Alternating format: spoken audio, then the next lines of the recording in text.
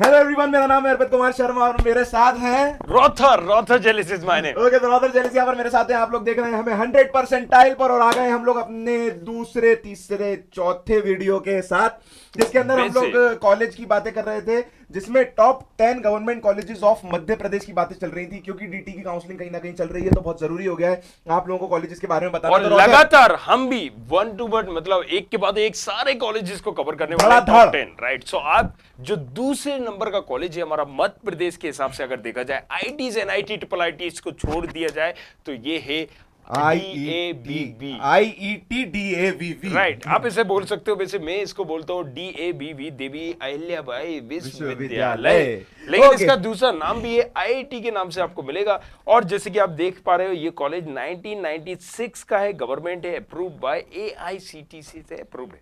Okay, आगे बढ़ते हैं। यहाँ पर ये तो अबाउट IETDAVV मतलब आपको बता ही चुके हैं कि आप जाकर वेबसाइट पर इजीली इसके बारे में पढ़ सकते हैं। इसको हटा देते हैं हम। यहाँ पर हाइलाइट्स जो है, यहाँ पर 1996 में फाउंड हुआ था। यूनिवर्सिटी टाइप जो है वो पब्लिक है। अब यूनिवर्सिटी टाइप में एक थोड़ा सा क्लियर कर दूं, ये बताना बहुत जरूरी है। देखो जैसे HGS ITS है, ये RGPV से एफिलिएटेड है, लेकिन ये जो देवी अहिल्याबाई है ये खुद की एक यूनिवर्सिटी है।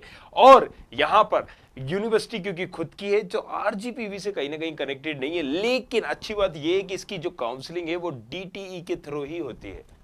और कॉलेज दूसरे नंबर का है, तो कॉलेज बहुत अच्छा है। ये मत सोचना कि आरजीपीवी से एफिलिएटेड नहीं है तो कॉलेज अच्छा नहीं होगा। राइट, रेपो मार्केट में बनाई हुई है, अभी स्थिर करता है, बट यस HGS ITS से बेटर है। और इसके अंदर भी अगर आपको 12th के बेसिस पर एडमिशन लेना है तो 75% या उससे ज्यादा आपके मार्क्स होने चाहिए। जेई के बारे में रॉथर बताएगा भाई, अपना आइडिया नहीं। तो सबसे इंपॉर्टेंट है यार, यहाँ पर JEE मेंस के आधार पे भी आपको मिलेगा। अगर आप 12th के आधार पे एडमिशन सोच रहे हो तो ना के बराबर है, मतलब कोई चमत्कार ही है जो आपको एडमिशन यहाँ दिला सकता है। और अभी तक ऐसे चमत्कार बहुत ही हुए ही नहीं है, राइट। सो राइट, इक्का दुक्का अगर आप देखोगे, राइट, सो वो चमत्कार ऐसे हुए नहीं है, क्योंकि यहाँ पर JEE स्कोर में भी 1.5 लाख की रैंक में भी सीटें भर जाती हैं मेरे भाई।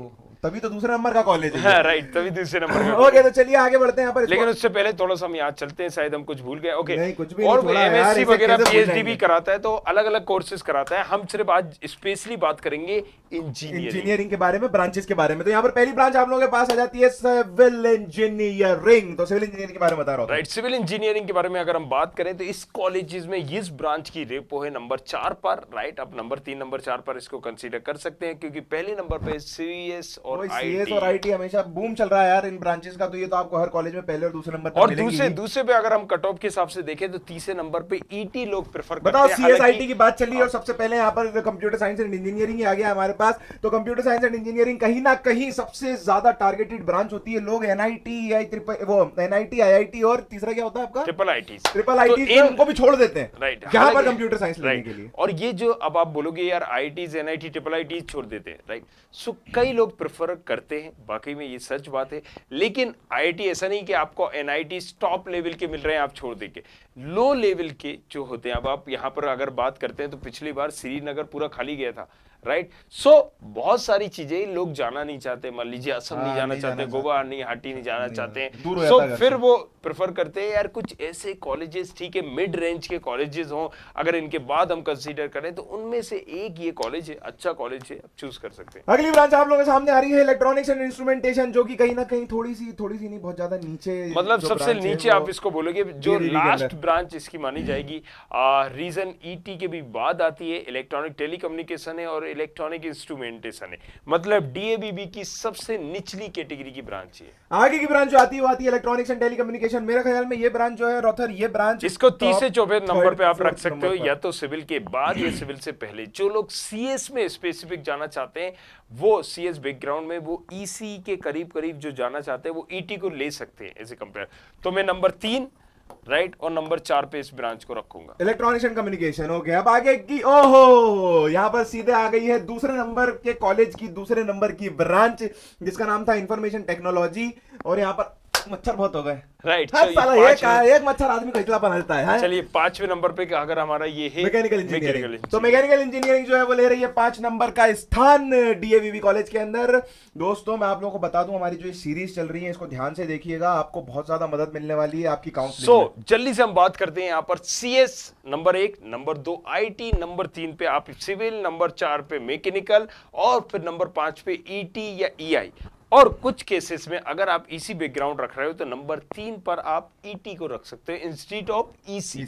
ओके, चलिए ठीक है। आगे यहाँ पर आप देख सकते हैं डीएवीवी का प्लेसमेंट दिया हुआ है, एलजी, इन्फोसिस, एक्सेंचर आया हुआ है यहाँ पर, विप्रो आई है, कैपजेमिनी, एडोब, सीएससी, होंडा, अवांता और ऐसी बहुत सारी कंपनीज यहाँ पर और सबसे अच्छी बात ये है कि उन्होंने ऑल ब्रांचेस को दिया हुआ है कहीं ना कहीं, ये एक बड़ा बेनिफिट है। जैसे अगर इन्होंने कंप्यूटर आईटी वालों को दिया है, मैकेनिकल को दिया है, मैकेनिकल में भी आई हुई है, राइट। सो ग्रेट, क्योंकि मैकेनिकल में किसी कॉलेज में प्लेसमेंट आना अपने आप में काबिले तारीफ है। कई अच्छे कॉलेजेस में मैकेनिकल के प्लेसमेंट नहीं आ पाते। और सबसे अच्छी बात मुझे इस प्रेजेंटेशन में ये लग रही है कि पिछली वाली प्रेजेंटेशन में ना हमारे एडिटर ने अलग अलग करके दिया था, यहाँ पर कहीं ना कहीं सारी चीजें एक साथ दे दी है, तो मुझे बड़ी खुशी हो रही है समझाते हुए। तो सबसे पहले यहाँ पर हम सिविल इंजीनियरिंग की बात करेंगे 2020 की। तो आप देख सकते हैं यहाँ पर हमारी जो क्लोजिंग रैंक है वो आई है 77,082 पे। तो सिविल इंजीनियरिंग की क्लोजिंग रैंक जो है वो कहीं ना कहीं 77,000 पर खत्म हुई है। 2008 में देखो, 2020 में 77,000 हो गई, लेकिन 2008 में 2018 96 गई थी 2018। तो अब आप ये समझिए कि हर साल का जो हम कट ऑफ देख लेते हैं कितना ज्यादा डिफरेंस है एक, राइट। आप ये समझिए 20,000 का, लगभग 20,000 का।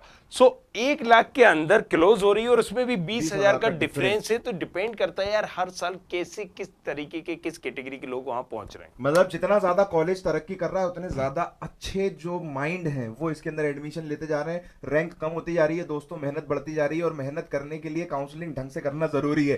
तो यहाँ पर हम बात करते हैं कंप्यूटर इंजीनियरिंग की, जो फर्स्ट नंबर की यहाँ पर ब्रांच है। 2018 में 38,759 इसकी रैंक थी और 2020 में 38,700 है, यानी कि यहाँ पर 10 का डिफरेंस आया है, पर इतना कोई बड़ा डिफरेंस नहीं आया है। लेकिन सीएस का क्योंकि लगातार एक क्रेज बना हुआ है और लगातार लोग चाह रहे हैं इसको, तो डेफिनेटली यहाँ पर।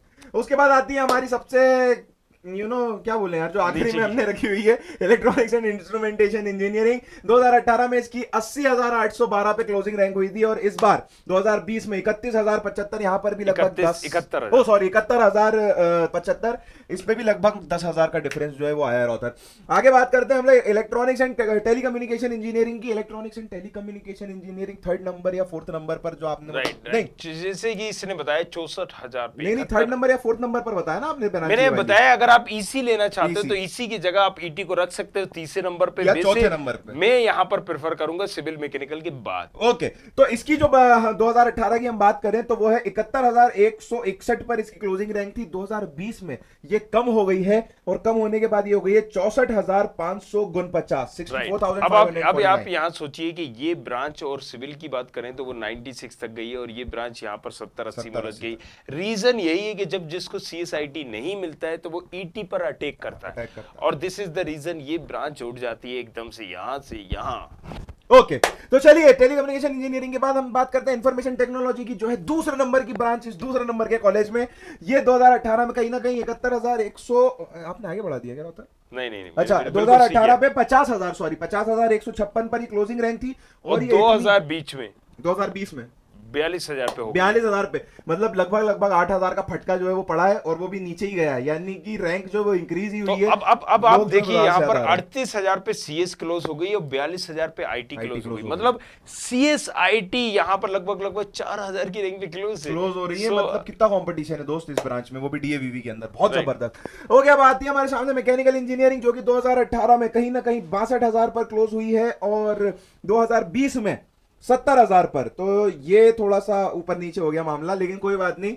आप जैसा कि देख ही सकते हैं कि मेन ब्रांचेस जो है सीएस, आईटी और ईसी, इनका स्कोप है, इनका क्रेज है और यही ब्रांचेस सबसे ज्यादा जो इन कॉलेजेस में टारगेट करी जा रही हैं। और ये हाईलाइटेड हुआ था ये कॉलेज यार जब एनआईआरएफ ने इसको रैंकिंग दी थी 2017 में, तो एकदम से पॉपुलर हुआ था, राइट। बाकी स्टेट में अलग अलग स्टेट में नंबर 2 पे आता है, जैसे कि मैंने पहले भी बताया 2016 में भी इसको स्टेट 2 दिया गया था। एजुकेशन राउंड में अगर हम बात करें द बीक और ये अलग अलग, हालांकि इन इन मैगजीन को हम इतना ज्यादा नहीं मानते क्योंकि मे बी ये पेड प्रमोशन भी कर सकते हैं, लेकिन फिर भी बाकी में काबिल तारीफ कॉलेज है।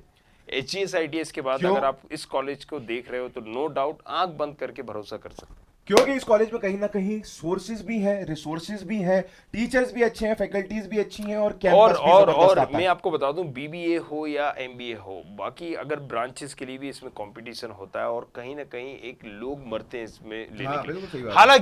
हालांकि उतना ज्यादा क्रेज नहीं है जितना इंजीनियरिंग के लिए। ओके चलिए आगे बढ़ते हैं। डीएवीवी की फैसिलिटीज जो सब जगह होती है वो आपको यहाँ पे भी मिलेगी, लाइब्रेरी आपको मिलेगी, जिम्नेजियम आपको मिलेगा, हॉस्टल मिलेगा, हॉस्टल right. आपको मिलेगा, गेस्ट हाउस आपको मिलेगा जिसमें आप रह नहीं सकते।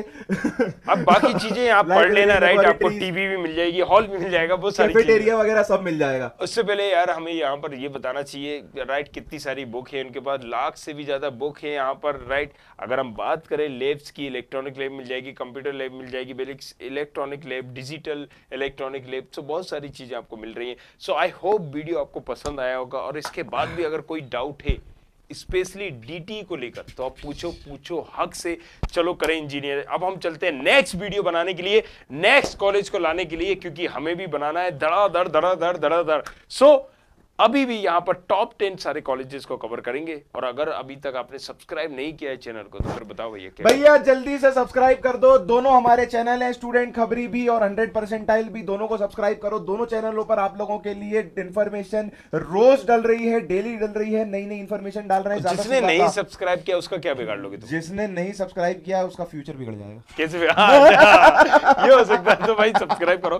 चलो बाबा, आस्था ओके, आस्ता ला विस्ता मेरे दोस्तों, आस्था बिलास्ता, आस्था पास्ता। Thank you.